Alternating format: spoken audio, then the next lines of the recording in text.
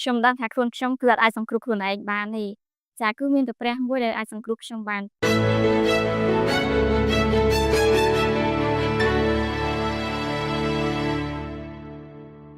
ចាមូលហេតុដែលនាងខ្ញុំបានជឿព្រះគឺដោយសារតែខ្ញុំដឹងថាខ្លួនខ្ញុំគឺអត់អាចសង្គ្រោះខ្លួនឯងបានទេចាគឺមានតែព្រះមួយដែលអាចសង្គ្រោះខ្ញុំបានហើយខ្ញុំក៏បានទទួលពីការក៏ដូចជាការលើកទឹកចិត្តអំពីគ្រូក៏ដូចជាបងៗនៅក្នុងវិហារដែលគាត់បានប្រាប់ខ្ញុំថាគឺមានតែព្រះយេស៊ូវទេដែលអាចសង្គ្រោះខ្ញុំបានហើយព្រះអង្គគឺជាអ្នកម្នាក់ដែលបានស្លាប់ដើម្បីនឹងសង្គ្រោះនាងខ្ញុំហើយខ្ញុំក៏បានទទួលជឿព្រះយេស៊ូវ